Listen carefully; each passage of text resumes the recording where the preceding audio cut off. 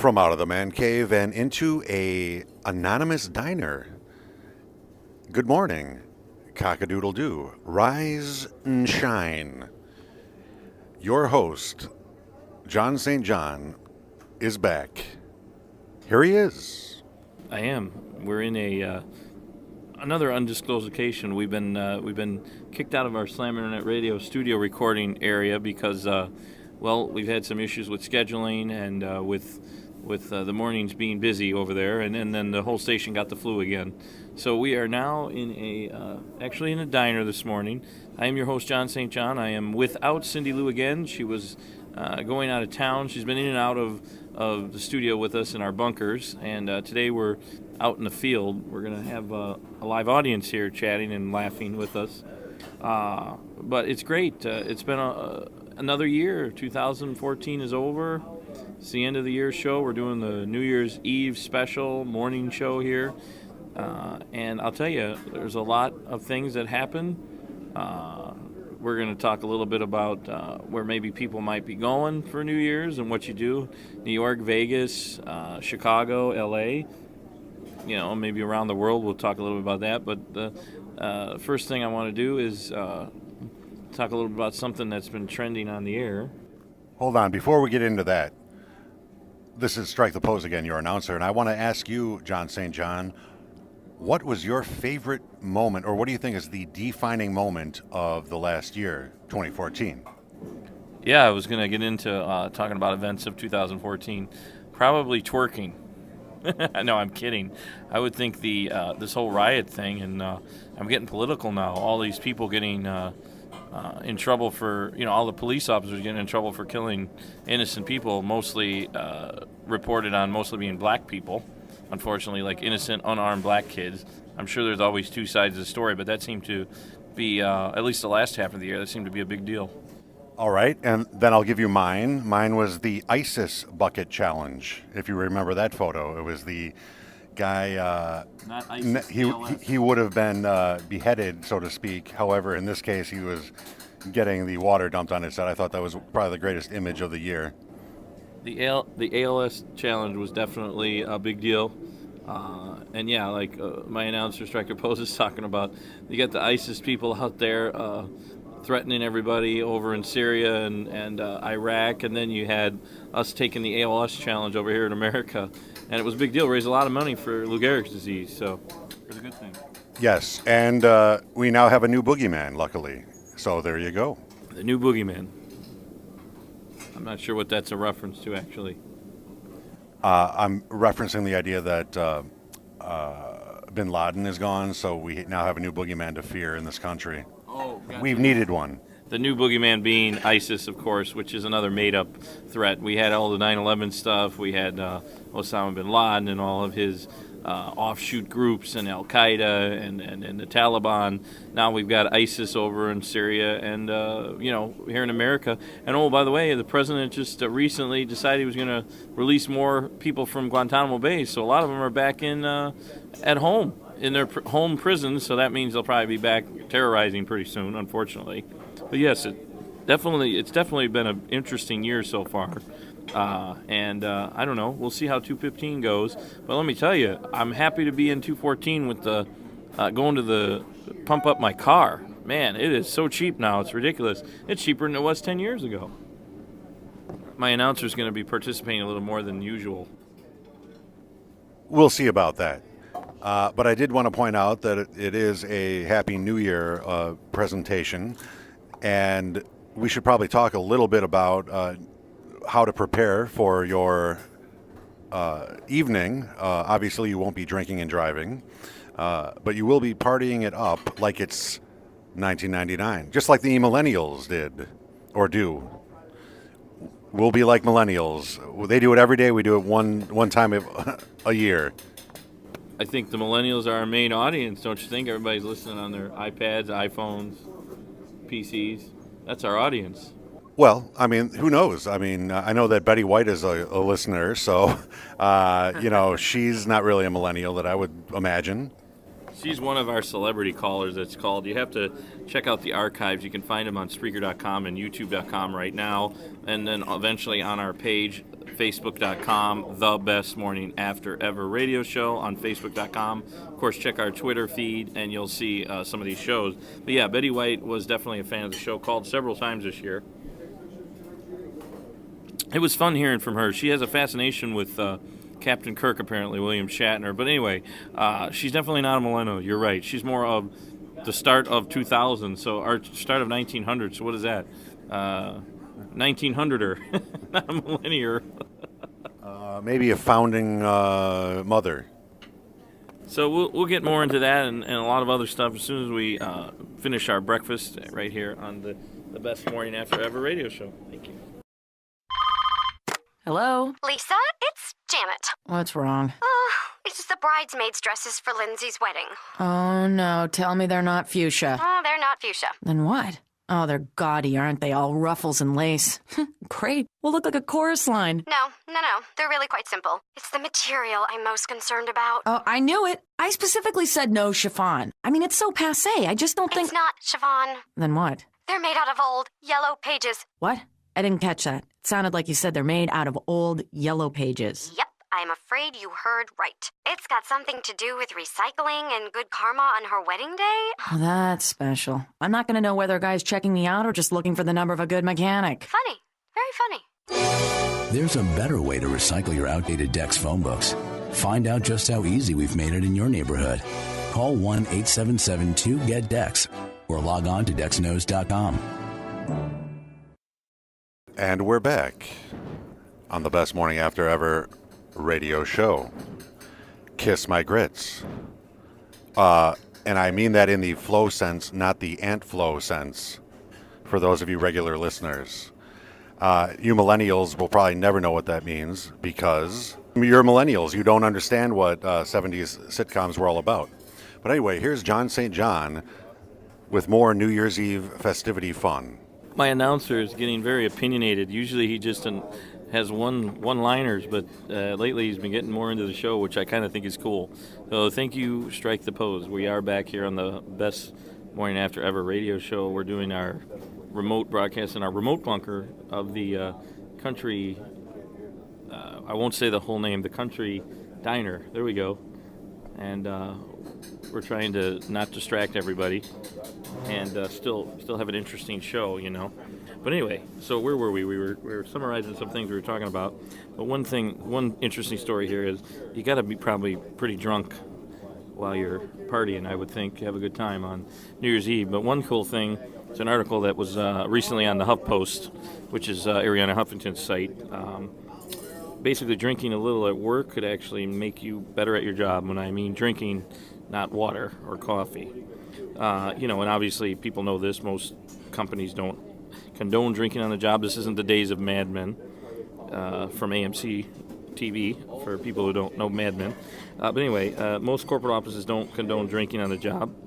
But a case may be made for reconsideration because, as it turns out, a little bit of alcohol can actually support creative thinking. Get this, so you can be a little tipsy and be more creative on the job. Maybe because you loosen yourself up, I don't know. But researchers in Chicago, actually, near our home studio, researchers at the University of Illinois at Chicago found that a certain level of inebriation can help get the creative juices flowing. In the study, participants whose blood alcohol level was slightly under 0.08, and that's actually in Illinois, I believe that's the legal limit. But anybody under 0.08% performed better in a creative task than did their sober counterparts. The intoxicated group underperformed when they were asked for memory. So I guess when you're drunk, you can't remember anything, which is maybe a good thing. But the researchers did determine that a person's creative peak is reached when the person hits, get this, a blood alcohol content of 0.075%. So it's right around, again, the legal limit, at least in the Midwest, most states in the Midwest. And there's a new beer out there that helps with this, the Problem Solver. It's a new beer that actually aims to make it easier for drinkers to find their creative peak. The drink actually comes, this is a great story, the drink actually comes equipped with a scale for drinkers to weigh themselves. And The bottle is labeled with an indicator for drinkers to determine how much they need to drink to get to their sweet spot at work. Can you see your boss actually allowing you to do this, or coming over and maybe weighing himself with you? This would have to be crazy. Anyway, so the BAC changes from the blood alcohol content. That is, the BAC changes from drinker to drinker, because a heavier person actually tends to require more alcohol, and a smaller person, may be deemed a lightweight. Like, I consider myself a lightweight. I don't drink that much.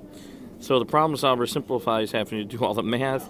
It has a 7.1% alcohol content, which is comparable to most malt liquors, and it's taken into consideration when also calculating that blood alcohol content.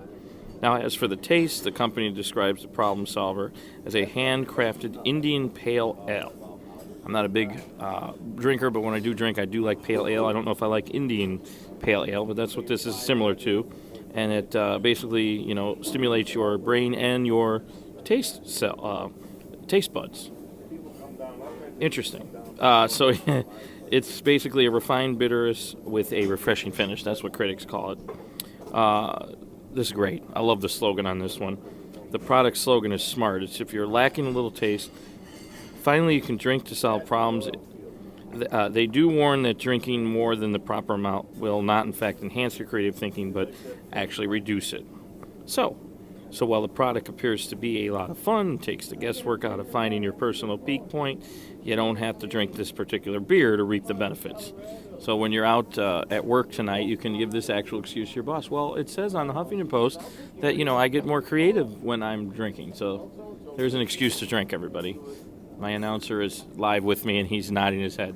Well, I'm just thinking specifically about the idea of the New Year's Eve drinker, right? It's almost like pre-gaming at work today. Yeah.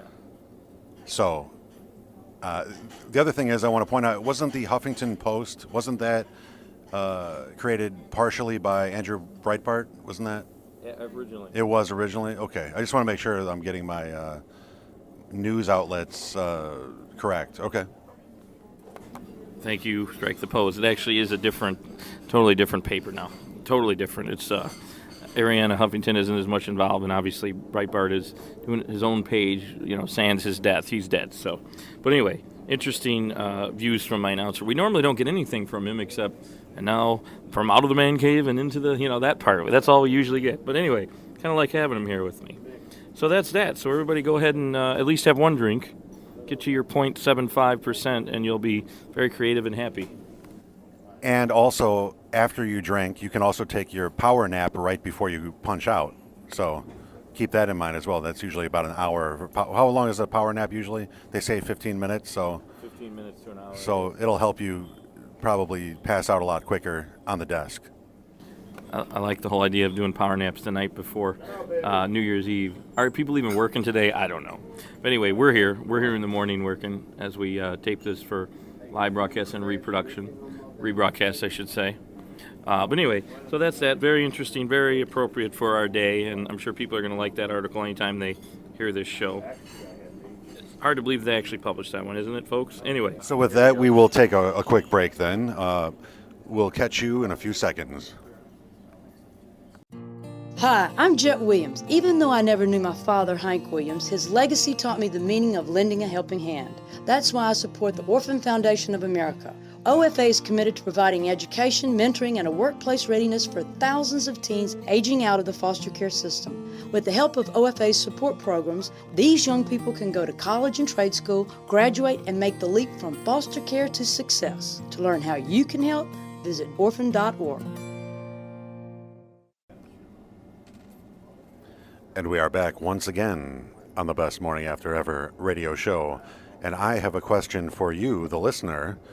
If you wanted to, under, let's say, the YouTube video, if you want to type in what your New Year's resolution was, let us know. We are curious. But in the meantime, I'll tell you what mine is. But it's almost like a birthday wish. I can't reveal it, otherwise it won't come true. So I better keep my resolutions to myself. But I actually filed my resolution earlier this year. I wanted to do it in advance, even though I realized that there really is no statute or anything asking me to actually file it in advance. I just did it anyway, just to be on the safe side. But John St. John, what is your New Year's resolution? And we're back here on the Best Morning After Ever radio show. It's John St. John. My announcer is participating much more in our mobile bunker here at the country restaurant. He's asking me my resolution. My resolution is to get this show 1 million listeners by the end of 2015. That's my New Year's resolution. Can we do it? He's nodding his head, so that means we're going to have this happen. We're already all over Facebook, Twitter, Blog Talk Radio, YouTube, SlamInternetRadio.com, Spreaker.com. We're working on iTunes and to be part of iHeart. I think our next step is we conquer Sirius Network and Sirius Satellite Network and then the world, just like Pinky and the Brain. So I want 1 million listeners, and I want to really be successful and have all of you on board and loving this show to make it the #1 radio show in America, even though we're kind of underground right now with less than 5,000 listeners, but that's okay. You got to start somewhere. You definitely got to start somewhere, right? Well, we've started. So we actually have another story coming up, and now I would host this segment, but I'm actually getting up to leave for this because I can't really stand the subject matter. So I'll be back in about 5 minutes. Actually, he just likes to close out the show. So that's my wonderful announcer who's normally not with me live. It's great to have you here. Actually, StrikeThePoz has been with us so far all the week, and I'm sure he'll stick with us this week. He's in town, so it's kind of fun. But anyway, on that note, he mentioned something that I guess he's kind of not. He's the more male chauvinist pig type, I guess. But this article, it's kind of relating to New Year's resolutions. Speaking of New Year's resolutions, there's an article about by Trisha Harms that this lady is a feminist and she had weight loss surgery. So she's a body positive feminist and had weight loss surgery. Okay, so that wasn't really something that happened to her specifically, but she made an educated decision about her body and her future. And wrote this article. So she's always been fat, she says, and for a long time she really hated it. She spent more than 2 decades of her life wishing she would magically wake up normal. And then by the time she got into her mid-20s, she didn't know what it felt like to not wear a heavy cloak, out of shame and insecurity. So like so many other fat girls with internet access, she discovered that body positivity was a good thing and that she could feel good by herself and didn't really give a shit about what other people thought. So she decided to be happy regardless of her size, and she began identifying as a fat feminist. So hence the New Year's resolution and change of political views or social views, I guess. But anyway, so it started with, feeling okay about her heavy-set body. Then she was doing okay, and then there were people who liked her, even loved her, despite the fatness. But then at some point, she even started kind of liking herself, and then the fatness became somewhat of a non-issue. But eventually she came to be at peace with herself and her body, that realizing that it was hers and hers alone, and that it was all beautiful. And then as she got into her, this is a progression of time, everybody. So it's not just a New Year's resolution, it's over a bunch of years. But anyway, as she moved into her 30s, basically life happened, stress and everything happening in a supportive community of folks who just ended up embracing her as she was. So she got a good job. She found her soulmate. She got engaged. And then her size was totally a non-issue, and she was happy. But the problem is, and this is where the resolution comes in, she just wasn't healthy. So she was on medication to prevent high blood pressure and high blood sugar, and worried about it turning into diabetes. So she ended up also sleeping with a machine attached to her face to help keep her breathing, for people who have sleep apnea. And she didn't even have stamina enough to basically do her work every day. So she ended up with a polycystic ovary syndrome, or I should say she ended up with polycystic ovary syndrome, which is closely tied to what doctors like to refer to as morbid obesity, which meant that she might not be able to have babies and that she's more likely to get diabetes or any kind of cancer. She basically physically didn't feel good. Emotionally, she was at a crossroads. So she basically decided this. She could continue not caring about her weight and go on about business as usual, or she could lose weight.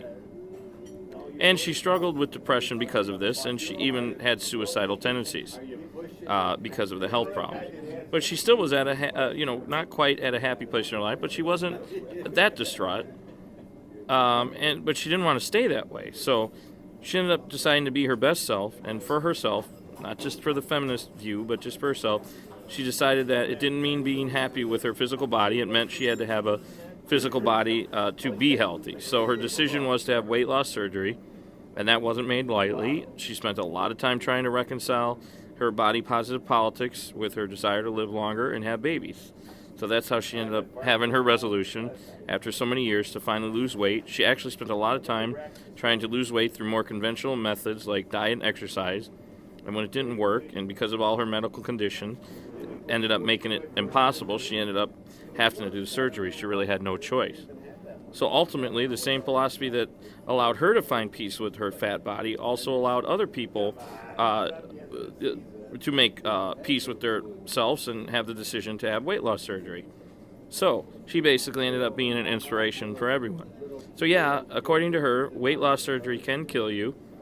And yes, she's not necessarily an advocate for, health on any side, but it's just really that being fat is actually killing her, literally. So very interesting story. She ended up losing about 140 pounds when it was all over and with. So it was a hell of a resolution, not just for one New Year's, but just for everybody worrying about, just the typical, oh, well, I want to lose 10 pounds or I want to get back in the gym. Look what it was a life-changing moment for this woman. So good inspirational stuff for the new year. You're back in the room now. Yeah, well, I'm back. Well, I heard the tail end of that, but I wanted to point out that you know that your girlfriend is losing weight. You know how that is, right? How is that? Because when she sits on your face, you can finally hear the stereo again. So. Thank you, Strike the Pose. That was your Happy New Year joke. So, everybody, I hope you have a Happy New Year. And before I go, I've got a great list of things going on. I don't know where you are in the world, where you're listening to us. Most people are probably around our hometown of Chicago, but I hope there's people in L.A., New York, Las Vegas, Sydney, London, Beijing. I hope you're all listening. So, on that note, before we sign off for the year, our last couple of minutes of the year, I want to give the best list of New Year's Eve celebrations around the world from John St. John and the Best Morning After Ever staff, including very actively participating my announcer for Strike the Pose. So what we've come up with, we're going to start with really a classic one. And I lived in Vegas in my former years. People who have listened to the show over the years know about the fact that, I did live in Las Vegas. But let me tell you something. It is a hell of a celebration. It's obviously not the first celebration of New Year. In fact, they're on Pacific Coast time, so it's one of the last ones, aside from like Hawaii. But anyway, Las Vegas has made no mistake. Sin City really knows how to let the hair down. You got to come to one of the outrageously showy New Year bashes, and you'll see people partying at the end of the world. What it was like. The Vegas Strip is closed to traffic for the night. It allows outdoor revelers to party literally in and out of the casinos all over the place. So that's definitely, you got to check out Vegas if you can. Berlin, each year, thousands of revelers get to see in the new year. They get to go to the Brandenburg Gate, the Silvester as it's known in Germany, and they celebrate with big, huge fireworks, plenty of champagne-fueled capers, and, of course, live music performances to entertain the masses. London, can't miss London. Got to go to, let's see here. London, you can't miss for their parades and everything, and the Queen coming out and wishing everybody a Happy New Year. And then, of course, the last one before we sign off for the year is dun dun dun. You got to check out the Rockin' in the New Year's Eve with formerly Dick Clark, but now it's good old Works More Than I Do. Good old Ryan Seacrest, who's on radio, TV, print. He's everywhere. He's even got wax statues made after him.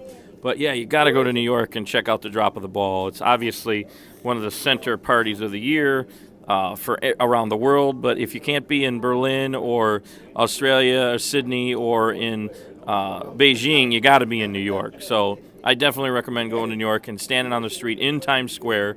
And definitely, hopefully you'll have somebody with it. You can kiss your way into the new year. And that is my list of what to do in the New Year's Eve celebration.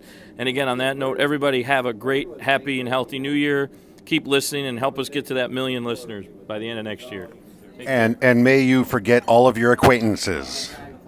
In other words, may all your acquaintances be forgotten. That's it for us here at the Best Morning After Ever. And thanks for listening. And thanks for my announcer, Strike the Pose, actually being in the studio with me and helping out. Happy New Year.